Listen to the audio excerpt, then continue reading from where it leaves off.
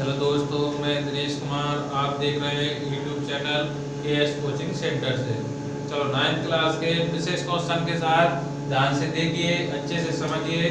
Question आपके सामने लगा हुआ है, बहुत सिंपल क्वेश्चन है, मगर 9th क्लास के हिसाब से थोड़ा बच्चों को क्या लगते हैं, इस तरह के क्वेश्चन पेपर में गलत बन जाते हैं। तो अपन को क्वेश्चन को गलत ना बनाते हुए अपन को क्या चाहिए, पूरे आंसर अच्छे से करें और नंबर पूरे लें। ठीक है, चलो क्वेश्चन आपके सामने लगा हुआ है। क्वेश्चन को थोड़ा मैं रीड कर रहा हूँ, क्वेश्चन को थोड़ा समझें। ठीक है, अच्छे से। इसमें लगा हुआ है उपयुक्त सर्व समीकरणों को प्रयोग करके निम्न गुणनफल क्या करना है, ज्ञात करना है। देखो गुणनफल मतलब होता है कि नहीं, मतलब j का दो संख्या को गुणा करना, और जो आंसर आपको गुणनफल हो गया। ठीक है, अब इसमें क्या कह रहा है, वो इसमें स्टार्टिंग लिख दिया है वो उपयुक्त सर्व समीकरण का, मतलब इसमें आपने 8 क्लास तक सर्व समीकरण का रोल वगैरह पढ़ा हो तो आपको अगर ध्यान हो तो ये क्वेश्चन आपसे आसानी से बन जाएंगे। ऐसे देखो मैंने आपको कुछ यानी कुछ फॉर्मूले वगैरह भी होते हैं आपके लिए, बिल्कुल सिंपल चैप्टर में से कोई दिक्कत ही नहीं है। ठीक है, आप ध्यान से देखिए, अपने पास एक क्वेश्चन लिखा हुआ है, आप अच्छे से देख सकते हैं x + 4 लिखा हुआ है x + 10। ठीक है, मतलब ये माइनस में भी आ सकता है और प्लस में भी आ सकता है। उसमें कहने मतलब ये उसमें साफ लिखा हुआ है पहले से उपयुक्त सर्व समीकरण का प्रयोग करना। उपयोग मतलब ये है जिसमें जो आइडेंटिटी लग जाए, समझना ध्यान से।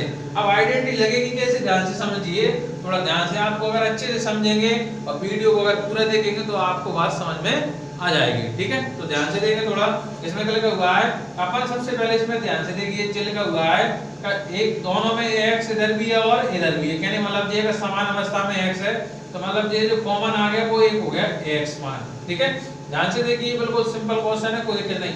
अब एक इधर है और एक इधर है, तो कहते मतलब ये अपन एक x अगर बराबर अगर x कॉमन बन गया x, और जे a ले सकते हैं, जे b ले सकते हैं। कहने मतलब ये है, कहने मतलब a का मान बन गया अपना 4 और b का मान बन गया अपना कितना 10। तो मतलब समान स्थिति जो थी ना वो इस तरीके से अपन ने मान के बना ली, इसमें बना ली। अब सर्व समीकरण ये कैसे बनाएंगे वो ध्यान से देखिए। ठीक है, तो सबसे पहले देखो दो अवस्था लिखी हुई है, आप मतलब जे का इन दोनों अवस्थाओं को बिल्कुल तोड़ के भी ले सकते हैं, इनसे नंबर भी बना जाते हैं। देखो अब ध्यान से, एक हो गया देखो x + 1, मैंने एक आइडेंटिटी आप ध्यान रखना, बुकों में जाइए, बुक में सब मिलेगा।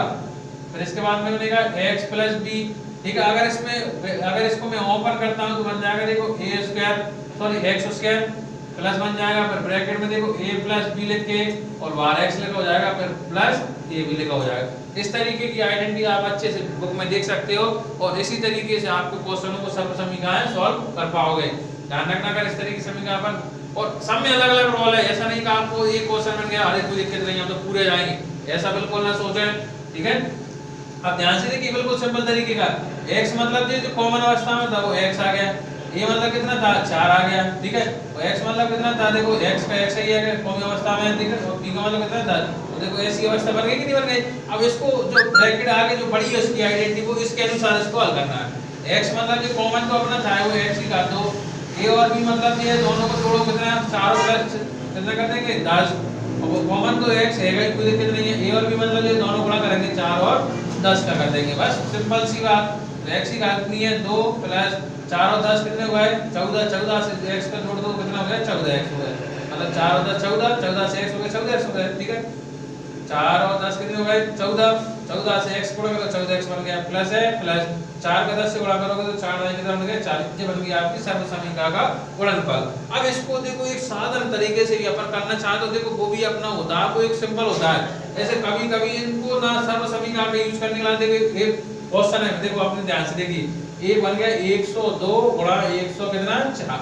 अब इसको ऐसा टुकड़ा बना सकते हैं अपन जैसे बना हुआ है, जैसे दोनों में 102 और 100 मतलब 100 संख्या का रोल है, तो अपन लिखेंगे इसको 100 + 2 लिख दिया मैंने, और इसको लिख दिया मैंने कितना 100 + 4 लिख दिए। तो कहने मतलब ये समान क्या आ गया इसमें x कितना हो गया अपना 100 हो गया, और ये मतलब कितना आ गया 2 हो गया, और b मतलब कितना आ गया अपना 4 आ गया। तो इस तरीके से आइडेंटिटी मतलब किसमें 100 हो जाएगी, इस तरीके की आइडेंटिटी बन जाएगी। बिल्कुल सिंपल काम है, थोड़ा ध्यान से देखिए और अच्छे समझिए और वीडियो को पूरा देखिए। अब आगे देखिए क्वेश्चन और लिया था, देखो यहाँ पे एक बार प्लस में लिखा हुआ है और सेम अवस्था में सेम नंबर है।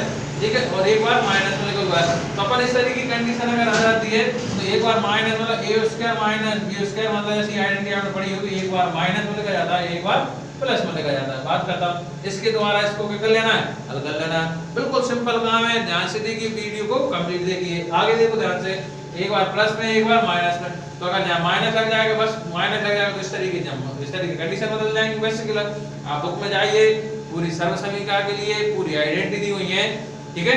आपके सामने इस तरीके के क्वेश्चन हम लाते रहते हैं। नेक्स्ट वीडियो का अच्छे से इंतजार करें जिससे चीजें आपको अच्छे से समझ में जाए। वीडियो अगर अच्छा लगा तो वीडियो को लाइक करें और शेयर करें।